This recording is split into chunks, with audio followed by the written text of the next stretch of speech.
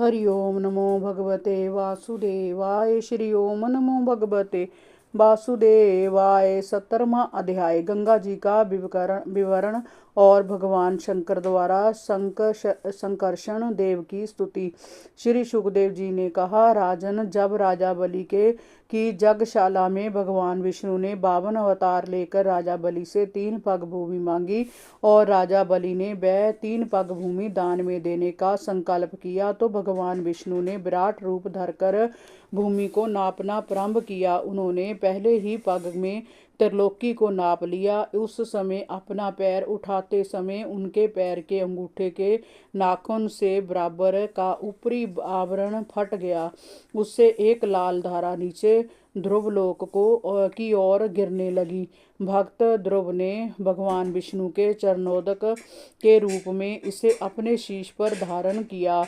तब इसे भागवतपदी कहा जाता है। जय वह धारा हजारों युग बीत जाने पर सप्त ऋषि मंडल में ऋषियों के शीश भाग को पवित्र करती हुई चंद्रमंडल की ओर आई। वहां अमृत की धारा से मिलकर जय पवित्र गंगा में के रूप में जानी गई।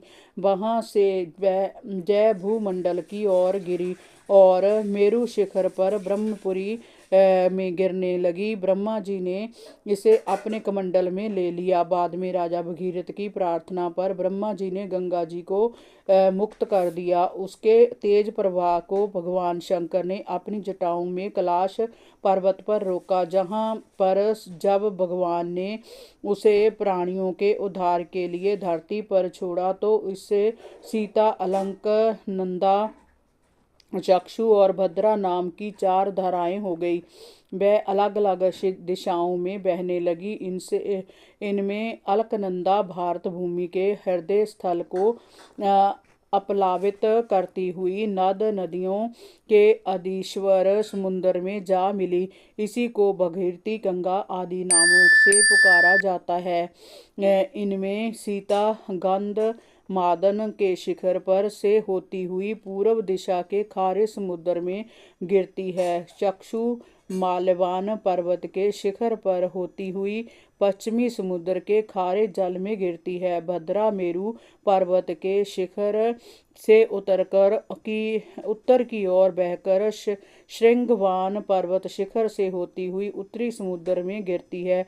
अलकनंदा दक्षिण की ओर अनेकों गिरी शिखरों को लांघती हुई हेमकुंट पर्वत पर पहुंचती है। वहां से अत्यंत तीव्र गति से हिमालय के शिखरों को चीरती हुई भारतवर्ष में आती है और दक्षिण की ओर समुद्र में मिल जाती है।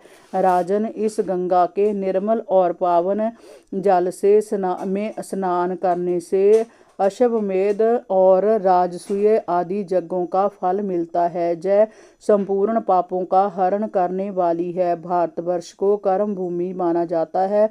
शेष 8 वर्ष स्वर्गवासी पुरुषों के स्वर्ग भोग से बचे हुए पुण्यों को भोगने के स्थान है, इसलिए उन्हें भूलोक का स्वर्ग कहा जाता है। वहाँ के देवतुल्य मनुष्यों की मानवीय गणना के अनुसार 10,000 वर्ष की आयु होती है। उनमें 10,000 हाथियों का बल होता है और वज्र समान शरीर में यौवन छलकता रहता है। वहाँ हर समय त्रेता युग जैसा समय बना रहता है। वहाँ का प्राकृतिक सौंदर्य स्वर्ग का आभास कराता है। राजन, इन 9 वर्षों क्षेत्रों में परम पुरुष भगवान नारायण अपनी विग्रह मूर्तियों से सदैव विराजमान रहकर वहाँ के पुरुषों में श्री हरि के प्रति भक्त भाव को धारण करने की प्रेरणा देते रहते हैं। इलाव्रत वर्ष में एकमात्र भगवान शंकर ही पुरुष है। श्री पार्वती के भय से कोई पुरुष वहां प्रवेश नहीं कर पाता। वहां जाने वाला पुरुष भी स्त्री रूप हो जाता है। वहां देवी पार्वती ही अपनी असंख्य सेविकाओं के साथ भगवान शंकर की उपासना करती है। भगवान शंकर का कहना है कि ओम अक्षर में सभी गुणों की अभिव्यक्त होती है। हम सभी उन्हें नमस्कार करते हैं। हे प्रभु, हम आपके चरण कमलों की आराधना करते हैं, क्योंकि वह सभी भक्तों को आश्रय देने वाले हैं। आप ही समस्त ऐश्वर्य के परम आश्रय हैं। अपने भक्तों के सामने आप प्राणियों को प्रसन्न करने वाला अपना स्वरूप प्रकट करते हैं और उन्हें संसार के बंधनों से मुक्ति देते हैं। आप ही सर्वेश्वर हैं। हम आपकी स्तुति करते हैं। हे प्रभु, हम क्रोध को नहीं जीत पाते और हम जल्द ही पाप कर्मों में लिप्त हो जाते हैं, परंतु आपको संसार का विविध पालन करते हुए साक्षी रूप से सदैव हमारी गतिविधियों को देखते रहते हैं। हम सदैव अपने मन को वश में करके आपके निकट होने का प्रयत्न करते हैं। हे प्रभु, आपके चरण स्पर्श से चंचल हुए चित्त से नाग पत्नियां लज्जावश आपकी पूजा करने में असमर्थ हो जाती है। वेद मंत्र आपको जगत की उत्पत्ति, स्थिति और संहार का कारण बताते हैं, परंतु आप स्वयं इन तीनों विकारों से रहित हैं। इसलिए ही ऋषि मुनि आपको अनंत कहते हैं, निराकार कहते हैं। हरि ओम नमो भगवते वासुदेवाय। श्री ओम नमो भगवते वासुदेवाय।